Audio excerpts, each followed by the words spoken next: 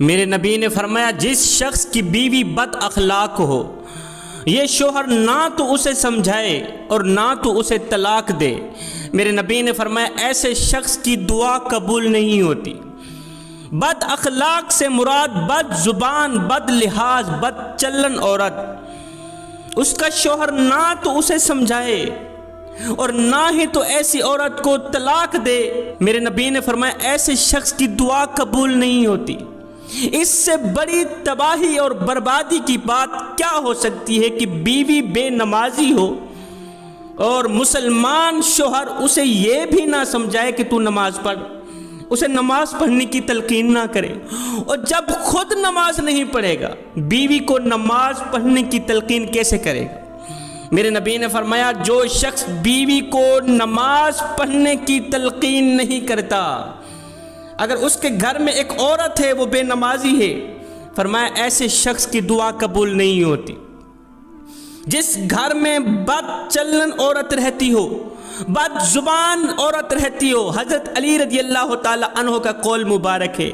فرمایا جس گھر میں بد چلن عورت رہتی ہو،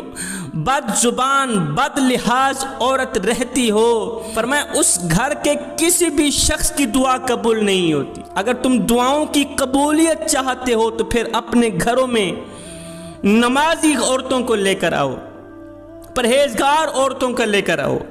متقی عورتوں کو لے کر آؤ، جو پانچوں وقت کی نماز ادا کرتی ہوں، قرآن پڑھتی ہوں، دین کا درد رکھتی ہوں۔ ہائے حضرت ابراہیم بن ادہم رحمت اللہ تعالیٰ علیہ کے پاس ایک شخص آیا، کہنے لگا حضرت اللہ تعالیٰ نے خود فرمایا ہے کہ تم دعا کرو میں تمہاری دعا قبول فرماؤں گا،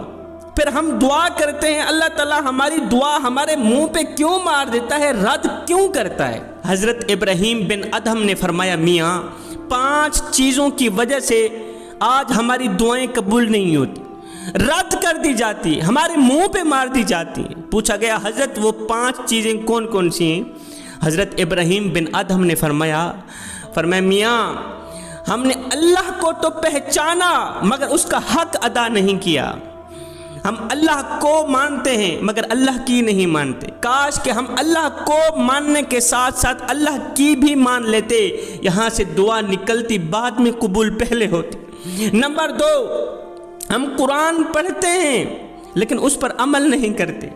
کاش کہ ہم قرآن پڑھنے کے ساتھ ساتھ اس پر عمل بھی کر لیتے، یہاں سے دعا نکلتی بعد میں قبول پہلے ہوتی۔ نمبر 3، ہم مدینے والے آقا سے محبت کرتے ہیں، ہم رسول سے عشق کرتے ہیں، محبت کرتے ہیں مگر اس کی سنت پر عمل نہیں کرتے، کاش کہ ہم اس کی سنت پر بھی عمل کر لیتے، یہاں سے دعا نکلتی بعد میں قبول پہلے ہوتی۔ نمبر 4، ہم ابلیس کو شیطان مانتے ہیں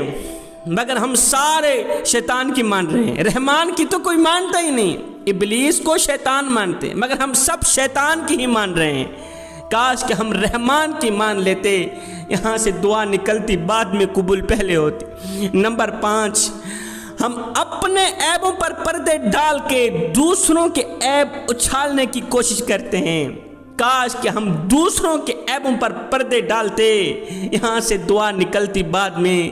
قبول پہلے ہوتی۔ فرمایا جس گھر میں بد چلن عورت رہتی ہے، بد لحاظ عورت، بد کردار عورت، بد اخلاق عورت رہتی ہے، اس گھر کے کسی بھی افراد کی دعا قبول نہیں ہوتی۔ حضرت علی رضی اللہ تعالی عنہ نے فرمایا دنیا کی سب سے بڑی بدترین اور بدبخت عورت ہے وہ جس کا شوہر اسے اس کی بد اخلاقی کی وجہ سے اسے طلاق دے دے، نماز نہ پڑھنے کی وجہ سے اسے طلاق دے دے،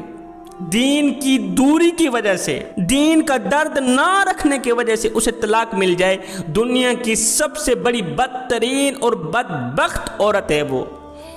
ایک شخص حضرت عمر فاروق رضی اللہ تعالی عنہ کے پاس اپنی بیوی کی شکایت لے کر جا رہا تھا، بیوی کی شکایت لے کر ایک شخص حضرت عمر فاروق رضی اللہ تعالی عنہ کے گھر میں گیا، جب آپ کے دروازے پر پہنچا اس شخص نے سنا حضرت عمر فاروق رضی اللہ تعالی عنہ کی بیوی اونچی آواز میں کہہ رہی ہے آج گھر میں گھی نہیں ہے، آٹا نہیں ہے، دال نہیں ہے، کھانے پکانے کی کوئی چیز نہیں ہے، جب تک کہا نہ جائے تب تک تو گھر میں کچھ آتا نہیں ہے۔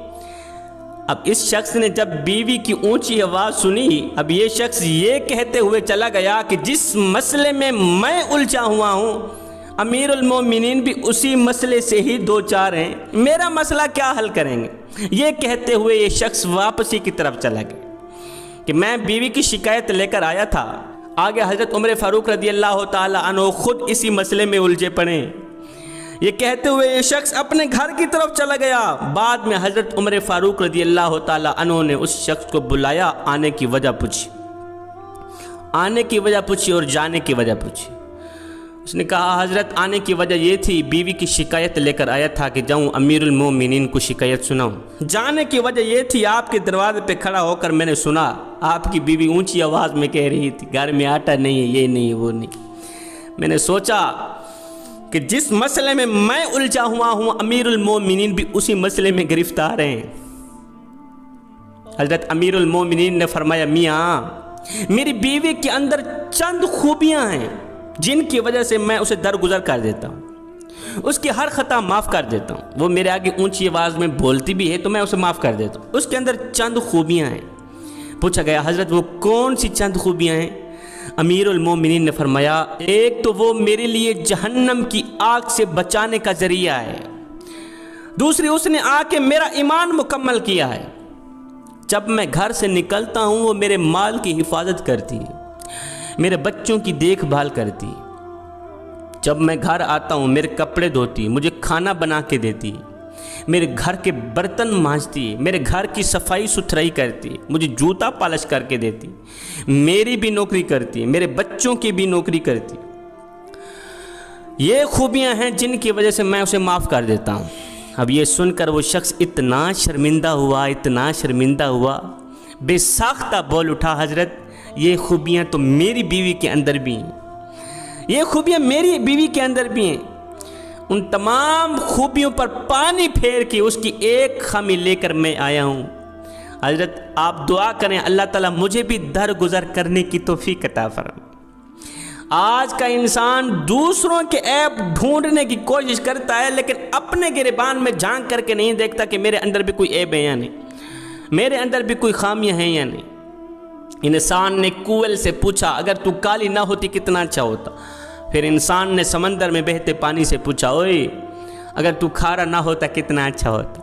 پھر انسان نے ایک دن گلاب کو اٹھایا تلی پہ رکھا، پوچھنے لگا اوئے اگر تیرے اندر یہ کانٹے نہ ہوتے تو کتنا اچھا ہوتا۔ تینوں بول اٹھا انسان اگر تیرے اندر دوسروں کے عیب ڈھونڈنے کی عادت نہ ہوتی تو کتنا اچھا ہوتا۔ میں دعا کرتا ہوں مالک ہمیں حق سچ بولنے کی توفیق عطا فرما۔ اگر تم چاہتے ہو کہ تمہاری ہر دعا قبول ہو، رد نہ ہو، تو پھر خدارا اپنے گھروں میں پاک اور پاکیزہ عورتوں کو لے کر آؤ، نمازی عورت سے شادی کرو، پرہیزگار اور